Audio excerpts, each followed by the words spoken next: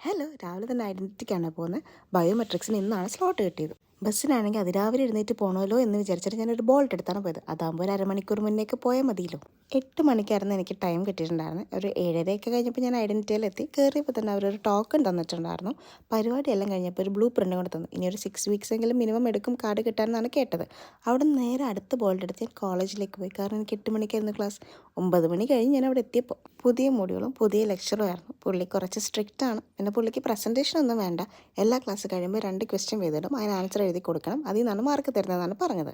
അത് കഴിഞ്ഞ് ഞങ്ങൾ നേരെ പോയത് അടുത്തുള്ളൊരു സ്റ്റേഷനറിക്കുള്ള ഇവൾക്ക് ബയോമെട്രിക്സ് നാളെയാണ്. അപ്പോൾ അതിൻ്റെ ഇൻവിറ്റേഷൻ ലെറ്റർ പ്രിൻ്റ് എടുക്കാൻ വേണ്ടി പോയതാണ്. എല്ലായിടത്തും ക്രിസ്മസിൻ്റെ ഐറ്റംസ് ഒക്കെ വന്നിട്ടുണ്ട് ഗൈസ്.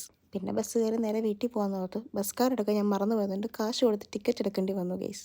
നമ്മുടെ ഓർമ്മയിൽ തന്നെയുള്ള മാൾട്ട പോസ്റ്റിൽ ഇറങ്ങി എനിക്ക് 1-2 ലെറ്റേഴ്സൊക്കെ രജിസ്റ്റേർഡ് ആയിട്ട് അയക്കാനുണ്ടായിരുന്നു. അങ്ങനെ ഒരു എൻവലപ്പിലൊക്കെ ആക്കി അഡ്രസ്സൊക്കെ എഴുതി കൊടുത്തു. സാധനം നാട്ടിലെത്താൻ മിനിമം 4 വീക്സ് എങ്കിലും എടുക്കുമെന്നാണ് അവർ പറഞ്ഞത്. നേരത്തെ അയക്കേണ്ടതായിരുന്നു. സാരില്ല, എനിക്കറിയില്ലായിരുന്നു. അടുത്ത തവണ നമുക്ക് അങ്ങനെ ചെയ്യാം. അങ്ങനെ അതും കഴിഞ്ഞ് വീട്ടിലേക്ക് പോകുന്ന വഴിക്ക് കൺവീനിയൻസ് സ്റ്റോറിൽ കയറിയിട്ട് ഒരു കുക്കീസ് വാങ്ങിയിട്ട് നേരെ നടന്നു. ഫ്ലാറ്റിൽ ലിഫ്റ്റ് കയറിയപ്പോഴായിരുന്നത് ജാക്കറ്റ് എടുക്കാൻ മറന്നു പോയി. പിന്നെ ചേച്ചിയെ വിളിച്ച് പറഞ്ഞു. അപ്പോൾ ഇന്നത്തേക്ക് ഇത്രയുള്ളൂ. ബൈ.